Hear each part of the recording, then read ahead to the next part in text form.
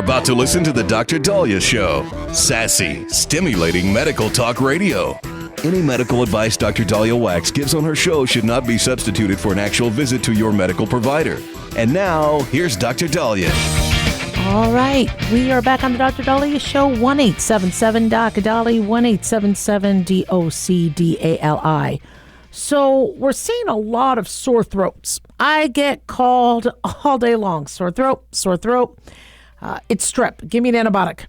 And the concept of a sore throat may seem like the simplest one for medical students and for families and parents. And all right, sore throat means strep throat, antibiotic, and we're good.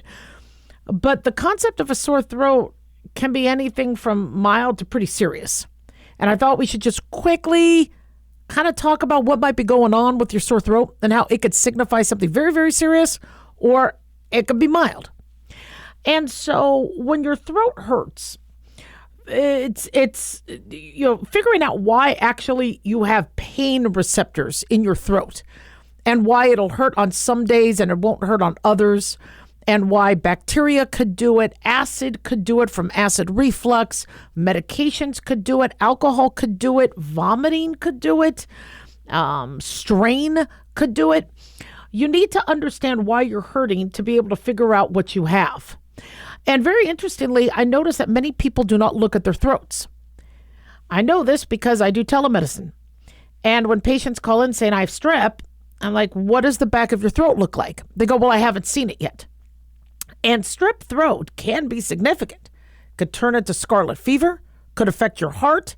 We don't mess around when it comes to strep throat, but not every single sore throat is strep. And so we need to be realistic about what's going on. I don't want to miss a virus. I don't want to miss mono. I don't want to miss cancer. And me as a physician, if I just diagnose you with strep, give you an antibiotic, and I get it, antibiotics make a lot of people feel better, I could be doing you a disservice. So strep, it's a bacteria, decides to take hold. It divides, multiplies, takes over the back of the pharynx, the tonsillar tissue if you have some, and it could decide to spread and become pretty bad. It rarely will come with symptoms like you would see with a cold. You aren't necessarily going to be coughing because of strep. You might need to clear your throat.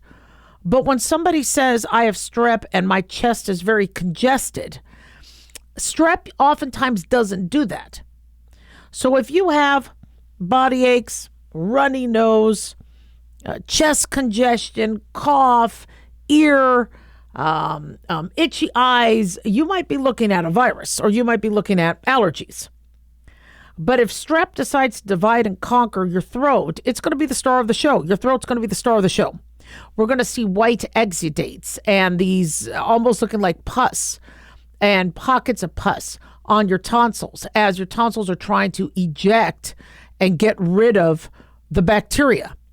Now, mono could also cause, we call them exudates on the back of the throat. We could even see some exudates with viruses. So just because you see white stuff on the back of the throat doesn't necessarily mean it's always strep. Luckily, we have tests to figure that out.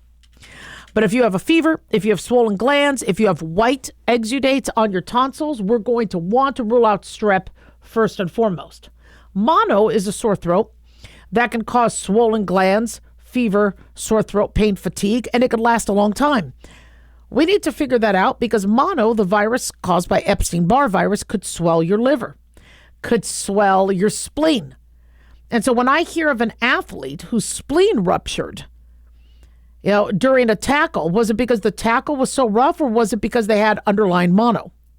So we don't want to misdiagnose mono for strep because if you're doing contact sports, we need you out of contact sports until we know that your liver and spleen aren't enlarged. If you have acid reflux, which happens a lot of times in your sleep and you wake up with a sore throat, then we need to address your acid reflux. Chronic acid reflux could change the lining of your esophagus and could put you at risk for cancer. If you have sleep apnea and you're cutting off air supply when you sleep, you could sometimes wake up with sore throats. Well, if you have sleep apnea, you could be at risk for heart disease, stroke, diabetes, dementia. Again, we need to figure that out.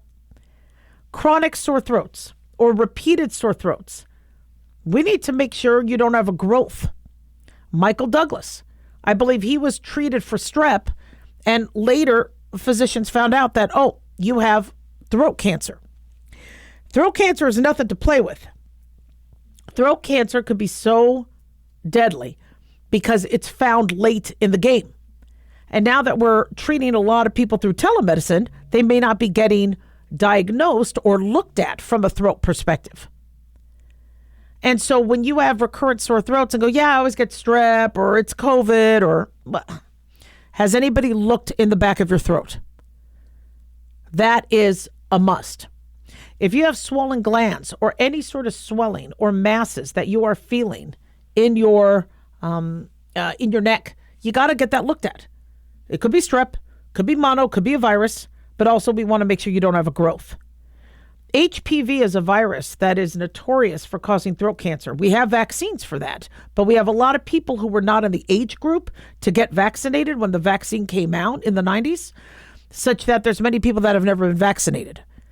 And you could get HPV through oral sex, through kissing, through other things. So, if you think you're at higher risk for HPV and throat-related issues, make sure you get checked out and consider getting vaccinated. Smoking, vaping can wreak havoc on your throat. And so make sure that you're also eliminating that. Alcohol as well. Alcohol is pretty caustic, not to mention the reflux that you could have. And I can't do the topic justice. There is so many things that unfortunately could happen with sore throats. And I apologize, we're having some sounds come from our computers. But understand that strep throat is just one of many things that a sore throat could be.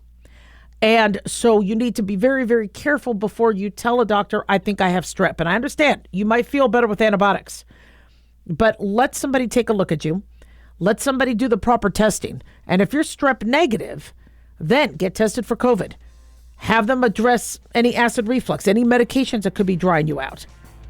Looking at some of the other things like your sleeping patterns. But don't blow it off.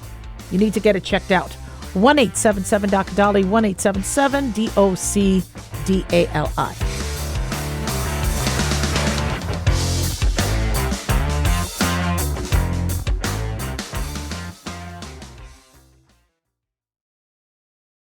Let's see, if something costs less, but people are happier with it, that sounds like something to look into, and that's MediShare. Maybe you've heard switching to MediShare to pay for healthcare can save the typical family $500 a month, and that's huge, but it's also true that people are way more satisfied after making the switch, too. The customer satisfaction rate for MediShare is double that of the typical health insurance plan. Double. MediShare works. It's been around for more than a quarter century, and members have shared more than $3 billion of each other's bills. People love having telehealth and a huge nationwide PPO network. So, yeah, you can save a ton and like it better. Imagine being happy with how you're taking care of your health care. So if you're self-employed or part of the gig economy, or you just want a plan you're happy with, you can call right now and get a price within 2 minutes. A very, very smart use of 2 minutes. Here's the number you need. 855-SHARE-40. That's 855-SHARE-40. 855-SHARE-40. Hey guys, it's Dr. Daliah. Fantasy football season is coming, but sadly, too many of you are taking the bench while the country takes part in one of the most exciting and lucrative industries out there. Don't know how to play? Well, huddle up and listen. Paul Kalikas and I have written a fantasy football pocket guide for beginners. This book walks you through the basics and shows you how simple and lucrative joining or creating a fantasy football team can be. Read our fantasy football pocket guide for beginners found on Amazon, or follow the links on X and Facebook. That's Fantasy Football Pocket Guides for Beginners. Don't be left out. In a study, it was found that 33% of 44 herbal supplements had no trace of the advertised herb. Now, don't let that happen to you. Hi, this is Dr. Mitch. If you want to ensure quality, please go to TotalWellness.com. Supplements made for physicians, only now available to you too. TotalWellness.com, helping you to look good, feel good, and enjoy total wellness.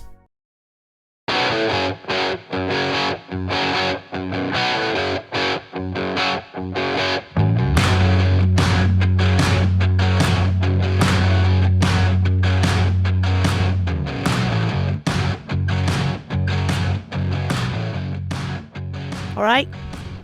We are back on the Dr. Daliah Show. 1-877-DOC-DALI, 1-877-DOC-DALI. Big thanks to Talk Media Network for making the show happen. Big thanks to Daniel, our producer, and big thanks to you all for tuning in. We really do appreciate it. Don't forget to follow us on Twitter or X at Dr. Daliah, Facebook, The Dr. Daliah Show, or on YouTube. Click like and subscribe. So one of our listeners wants me to discuss how to approach DEI in the workplace when you are given, recommendations to hire people that you might not think are qualified. And this whole DEI thing has really taken a turn in the wrong direction. And as a woman, I could see how we could be really digging ourselves into a big hole by trying to be diverse, but going about it the wrong way when it's very simple. You hire the most qualified people, and you make sure that everybody has the ability to apply and try to seek those qualifications. So schools should be open to people of all races, creeds, gender.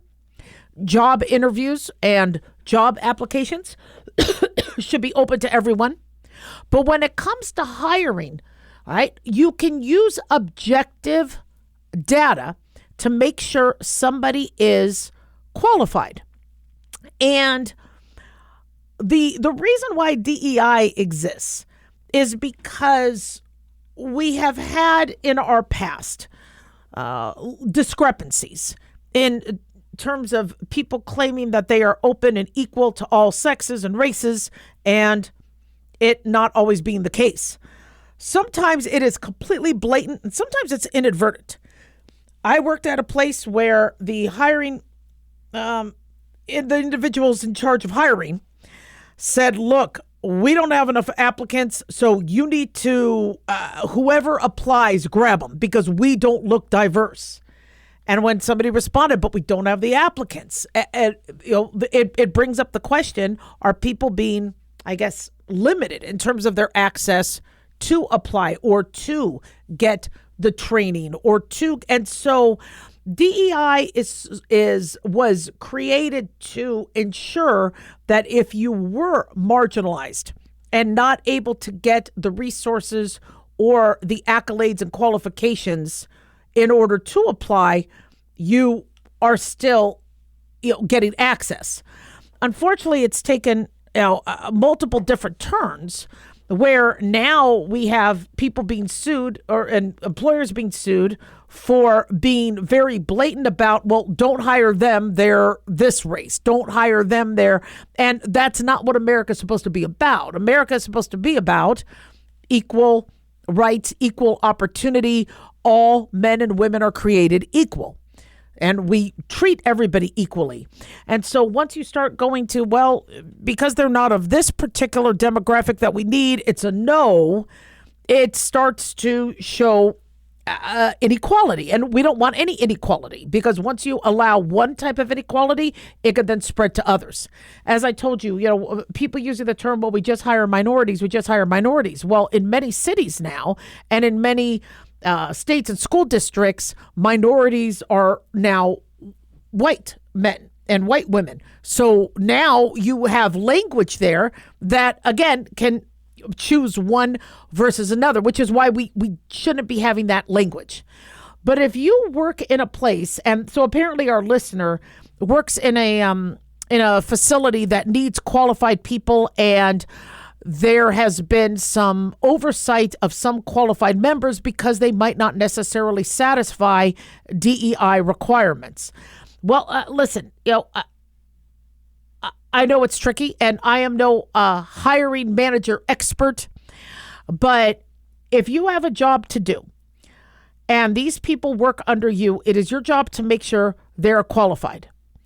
And if you are declined being able to hire a man, a woman, somebody of a race or whatever, and because somebody is looking at race when you're not, okay, all you could do is document saying, this person I think is very qualified. They are going to be passed over for this other person. I hope this other person is qualified as well. But if there are, what's the word I want to look for? If they are missing the mark in terms of doing the job duties, then, what do we do? What is the plan? And when people say, well, just hire him and train him and everything's going to be fine, that's not always the case in every industry. And they keep bringing up DEI. It shouldn't. The fact that you use DEI it's embarrassing. It's embarrassing for people who would be included in that DEI group. And so now there's this term, well, they're a DEI hire. Now there's this label. And I guess there was a Generation Z aged. We have, I think, one of the youngest congressmen has slammed his colleagues for calling Kamala Harris a DEI hire. And DEI hire it's definitely not flattering, but she is being given that label because Biden made the mistake of rather saying, I am going to pick the best vice president and then just to run as my running mate and then pick her. He instead made that statement, I'm going to only pick a woman. Well, that hurts not only DEI, but it hurts all of us. Because what that means is he has to actively reduce the whole applicant pool to try to elevate those who wouldn't get hired based on their qualifications.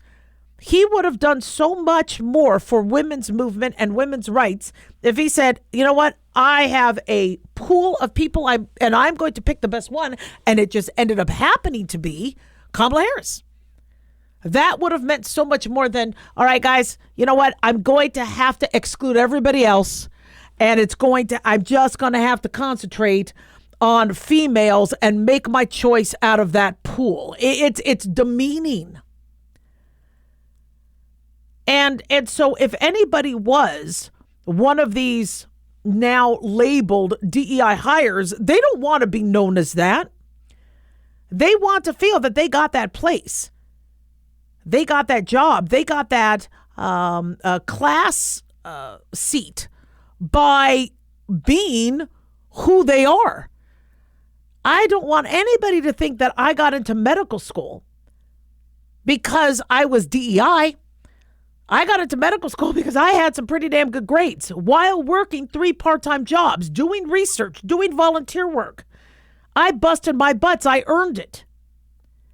But DEI implies that somebody didn't earn it. And that's not the way it should be.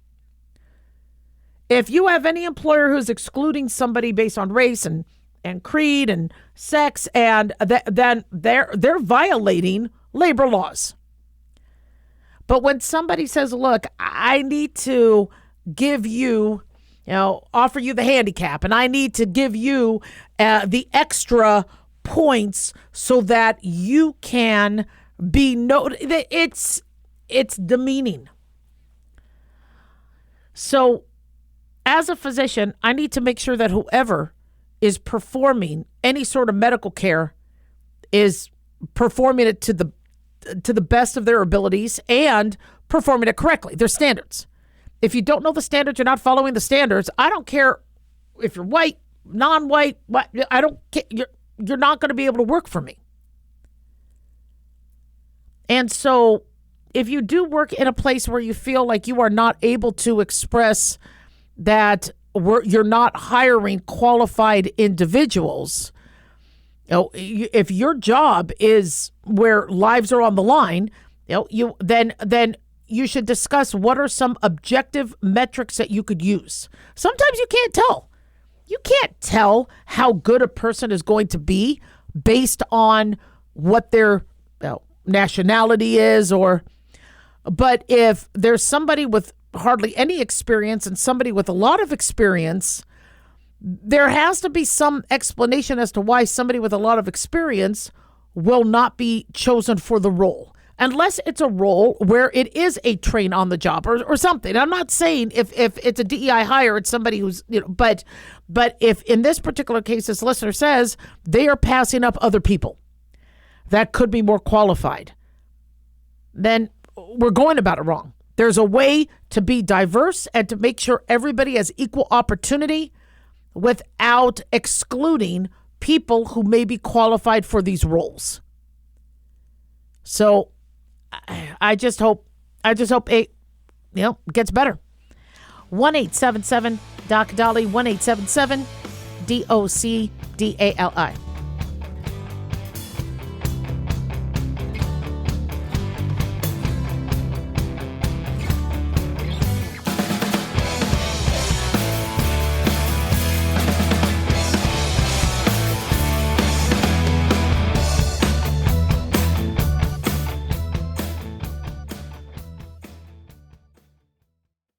Dr. Daliah here. Are you tired, burned out, gaining weight, succumbing to the daily pressures of life? Well, how's your dopamine doing? How you feel right now, how you'll feel an hour from now, and how you'll feel next week is completely reliant on your dopamine.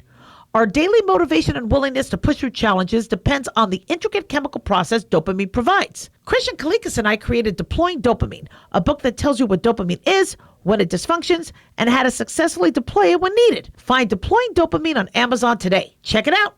At Hotshot Secret, we share the science behind common diesel problems. For example, diesel fuel cetane levels. The cetane rating in diesel fuel is 42 to 45. Most diesel engines operate more efficiently with a cetane rating of 48 to 50. One treatment of Hotshot Secret Diesel Extreme will raise your cetane 7 points, increase fuel economy, and improve cold starts. Hotshot Secret Diesel Extreme is available nationwide at truck stops, fine farm and auto stores, and online at hotshotsecret.com. Hotshot Secret, powered by science.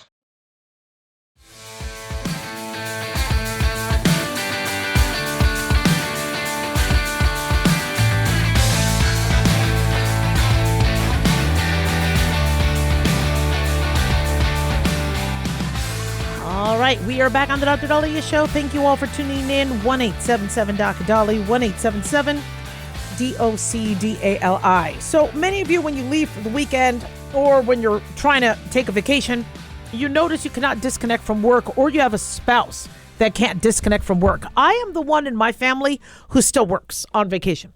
I do. My husband's used to it. He doesn't mind it. When I ran a medical office, I had to check on labs. Just because I'm out of town doesn't mean a person's potassium level can wait, or a person's bacterial culture can wait. And if I had somebody who I didn't feel was going to be able to check on things and manage things because they might be busy, seeing patients, etc., I'm going to check in. I'm going to make sure I do what I need to do.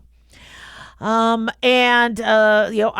luckily have a balance with my family, so they know I'm going to check the computer, going to do my thing, and they don't mind because, they check their messages. We're busy people. But there's a survey that has revealed that a staggering 54% of U.S. adults work while on vacation. And half of these workers feel guilty taking the time off, so that's why they work. 86% of poll respondents, now this is according to the New York Post, say that they receive calls and messages from colleagues while on vacation. 63% say they feel anxious if they don't check their work inboxes, and 59% struggle to switch off from work. So then it's not technically a vacation. So new research has showed that more than a third of Americans have never felt more uninspired at work, indicating that they might really need to be taking breaks or taking vacations.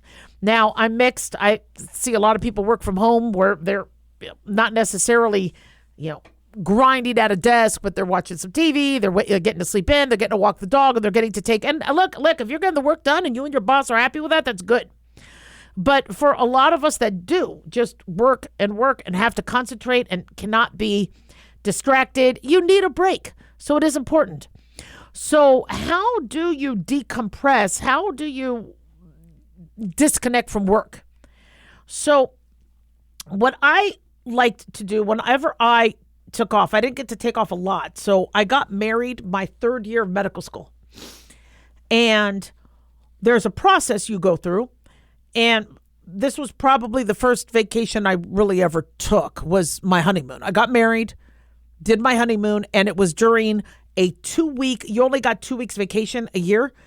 and it was around Christmas time, and that's prime time, but I waited till I was a fourth year medical student when you had the most seniority of the other students, and you could then take 2 weeks off during Christmas time. And what you do is you tidy up, you have all your charts ready to go, ducks in a row, you do your transfer of care, and you make sure that before you leave, anything that needed to have gotten done was done. And which is why I stopped taking vacations. It was almost impossible to make sure everything got done before I left. And then when I came back to catch up on everything, it also made the vacation almost more stressful to me.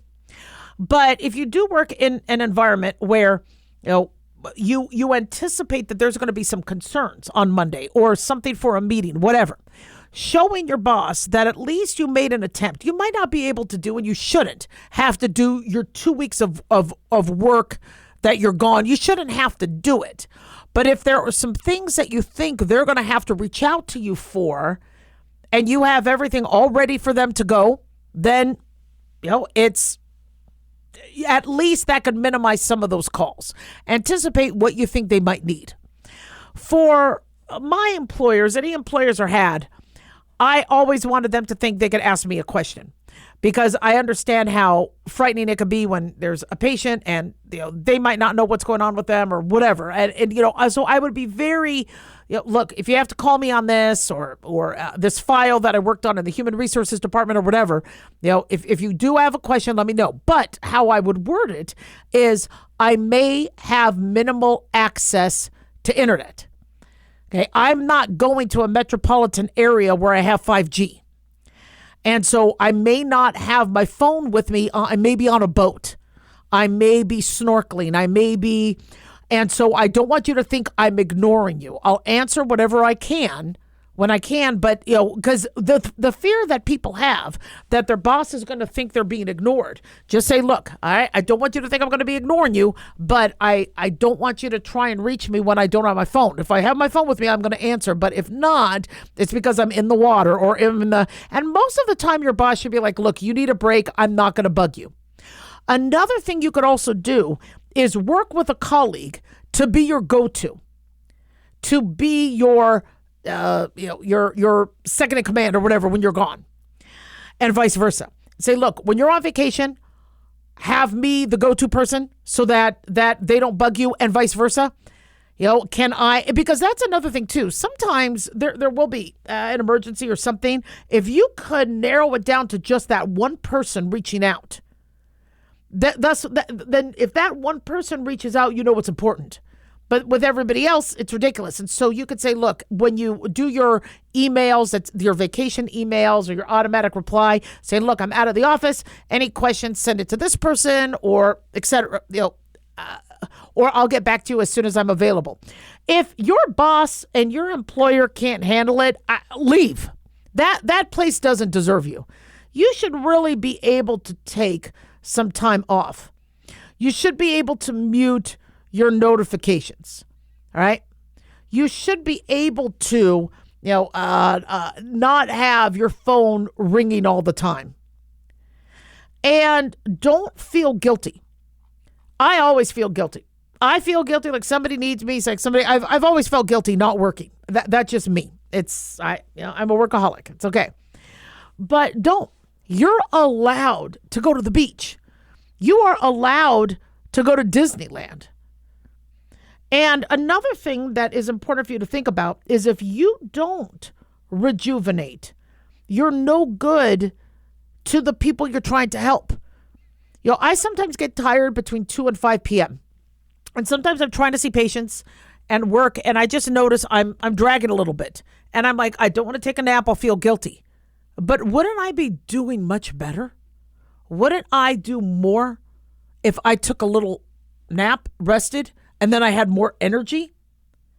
And so those are things, if you ever feel guilty, don't. You only have one life to live. And, but I understand. I've worked in toxic work environments. It's frustrating. It is.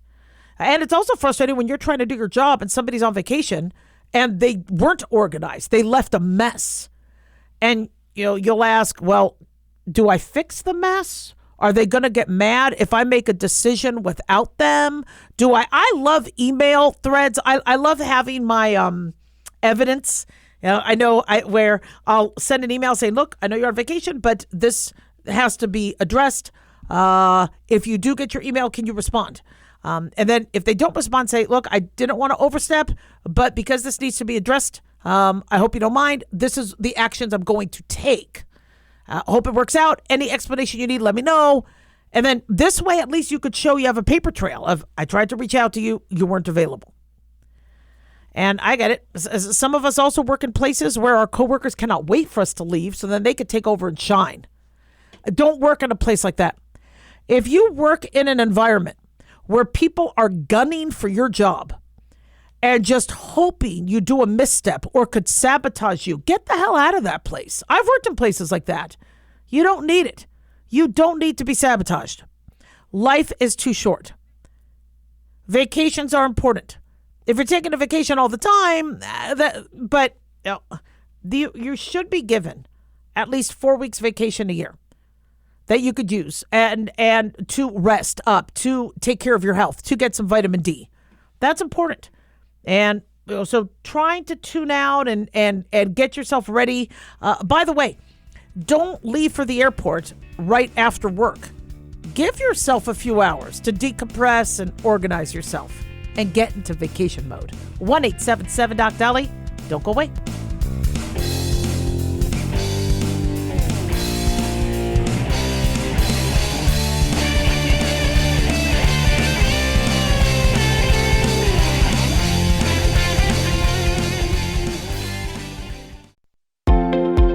Considered by most, optimized curcumin is one of the few bioavailable and highly absorbable curcumin products on the market. Hi, I'm Dr. Mitch. Since most chronic diseases have inflammation, our optimized curcumin seems to be a perfect addition to any nutritional program. It makes sense to me that preventing or reducing inflammation is a key component to our overall health. The Mayo Clinic found that curcumin can decrease swelling and inflammation, has antioxidant properties, and research suggests that curcumin can prevent cancer, or at least slow the spread of cancer, and in many instances make chemotherapy more effective. It protects our healthy cells even from radiation. TotalWellness.com, where we help you to look good, feel good, and enjoy total wellness.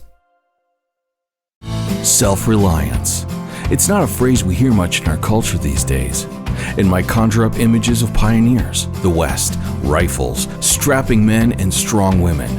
But what does it mean for us in today's world? The New American Magazine has just released its latest collector's edition, Self-Reliance, Foundation of Freedom. In it, the New American authors outline the necessity of self-reliance for a free people, tips for self-reliant living, and the importance of not giving up hope. This unique edition includes articles on the self-sufficiency of the founders, preparing for a worst-case scenario, firearms, financial self-reliance, the importance of community, and many other topics by expert writers. Now, for a limited time, the New American is offering a bundle of 3 collector's editions, Self-Reliance, The Great Reset, and Trump World, for just $19.95. Available at shopjbs.org. Visit shopjbs.org today.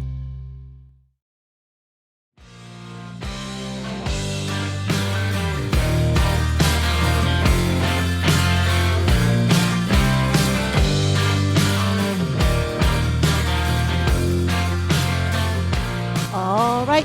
We are back on the Dr. Daliah Show, 1-877-DOC-DOLLY, 1-877-DOC-DALI. So I am board certified in family medicine. What does that mean?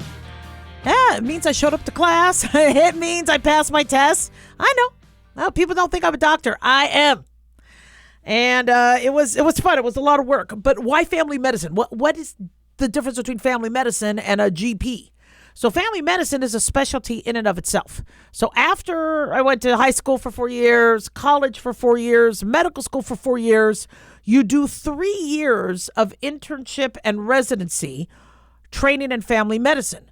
And a family medicine doc, a little different back then than it is now, was somebody who took care of your whole family. So if you were pregnant, we could manage your pregnancy. We could deliver your baby. We could then take care of the baby because we also know pediatrics. We could take care of your mom. We could take care of your father-in-law. We could take care of grandma and grandpa because we know geriatrics. We know internal medicine. We know gynecology. We know urology. And so we get trained in all of the fields. People call us a jack of all trades. That's not something you should ever do, by the way, if you're trying to interview for a position, because family medicine docs don't like to be called that. But that's why I went to family medicine, because I wanted to be able to, if anybody said, is there a doctor in the house? Is there a doctor on the plane? I could at least be there and help. I could deliver the baby. I could manage the heart attack. I can help them through their seizure, and I could sew them up, or I could splint their fracture. That's what I wanted to do.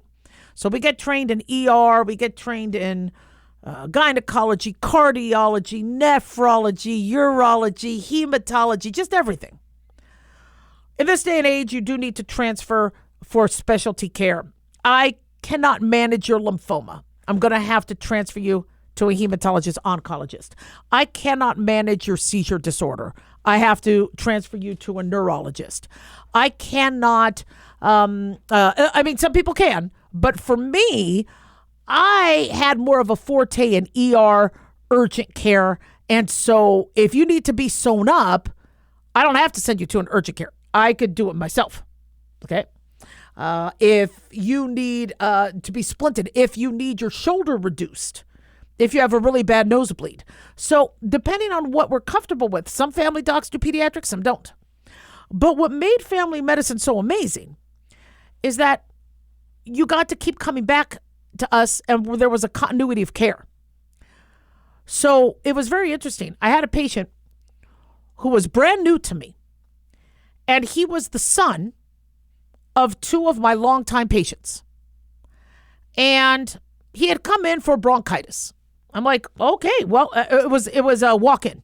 He's like, Doc, my parents said you'll take me. I'm a walk-in. You've been seeing my parents for a long time. I go, of course, nice to meet you. And he goes, it's just bronchitis. All I need is something quick and I'll get out of your hair. And I go, I don't like your color. You look different. You look gray to me. And this is a younger guy. So I decide to do a little bit of snooping, check his blood sugar. I couldn't even measure his blood sugar. His blood sugar was it was over 400. It maxed my little machine. So I sent him to the ER. He wasn't having bronchitis. He was going into diabetic ketoacidosis. He was about to go into a coma and die if he hadn't come in to at least see a doctor. Now, why was I able to do that? It's not because I'm the best doctor in the world. It's because I know his parents, and he just didn't look like what I would have expected the child of those two to be, because he was very gray. And so there's an advantage to taking care of the family, to knowing that, there's somebody in the family that might be abusive, or knowing when you see the whole dynamics. Now, when a kid comes in with frequent abdominal pain, you're like, maybe there's something more to this. And so we're losing this with family medicine. Why? Because you aren't getting to see the same medical provider. Whether it's a PA, nurse practitioner, MD, DO, family medicine offers that continuity of care. We're seeing your husband, your wife, your parents, or whatever. And there's this understanding of this care for the family. Now it's my doctor moved. My doctor doesn't take my insurance. My doctor quit. My doctor retired. My insurance won't let me go there. I have to use telemedicine first. And so you're not getting the same provider all the time. So we opened the show talking about sore throats. So if you called and said, to a telemedicine company, brand new, hi, I have a sore throat. And the telemedicine doctor said, okay, looks like strep, here's an antibiotic. If that provider didn't ask you how many times you have had sore throats and when was your last sore throat, they could be missing something pretty significant. Whereas if you came to your family medicine provider who knows you, like, really? This is your fourth time this year. Something's going on. Let's look a little deeper. And so, there was a patient, a friend of mine, who kept being diagnosed with a UTI. It wasn't a UTI. It was cervical cancer. That's only going to get figured out if you have a provider that goes, I saw you for this before. This is different. And it takes a lot of instinct. And I am really worried that the family medicine provider is going to be changing, and we're going to be losing on what makes family medicine so amazing, because you're just seeing random providers all the time. In fact, now things have changed where your OB-GYN may not deliver your baby. There's laborious. In fact, this started in the 90s where medical providers could say, look, you're going to meet all the providers in the practice because any one of us may deliver you. Now, that's smart because at least you get to know who you have, and at least it's not just a brand new encounter when you're, in a very vulnerable state. But if you think only one person's going to see you naked and that's it, no, you got nothing coming. It will be a random stranger who may deliver your baby. Now, they're qualified. Laborists are fantastic because all they do is deliver babies. It may actually have a lot of benefits. But if you thought the doctor that delivered you and now is delivering your baby is going to be, that's not always the case. But that was the case with family medicine. So many of you are struggling because you don't have a medical provider. And it's not on you. You're trying. You're trying to see the medical provider, but they're not available. They've moved. They left. You know how hard it was a decision for me to close my office? Obamacare came out in 2009. I made it last 7 years until I was offered a job in 2016 and I had to take it. I probably could have lasted another year because I could have taken money out of my house to still pay the staff because money wasn't coming in. People had high deductibles and they weren't paying their bills. It was a mess. But it killed me to have to leave my patients. I didn't want to do that. But if you can't afford to pay staff and if money's not coming in, if you're not getting paid, you're not getting paid. And that's why most of us family docs who were your neighborhood, across the street doctor, no longer is there. And that's why doctors have been working for companies and becoming employees. And when you're an employee, you could be transferred. You could be fired. You could be shifted. So not having family medicine, I think, could be disastrous for somebody's health. You could do good cut and paste a la carte medicine, but you need somebody who has the time to look through your whole chart, to learn about you, and to follow up and understand that there could be a family dynamic that could have something to do with your health, such as a family history, such as secondhand, thirdhand smoke. So I would, if you can, find continuity of care, that's great. But for those of you struggling, saying, I can't find anybody to take care of me, I feel you. It sucks. It's a whole different world out there. 1-877-DOC-DALI, 1-877-DOC-DALI.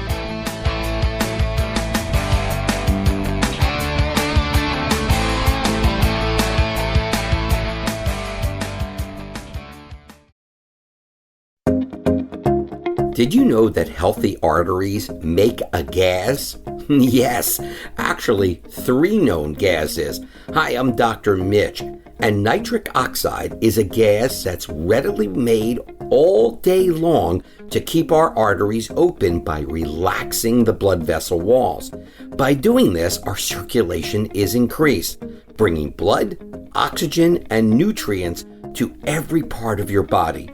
Both age and poor diet can lead to a loss of this precious gas, and in turn, blood pressure can go up, energy can go down, and you can get tingling in your hands and feet.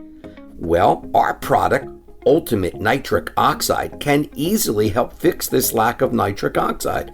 Go to TotalWellness.com. That's TotalWellness.com, where we are helping you to look good, feel good, and enjoy total wellness.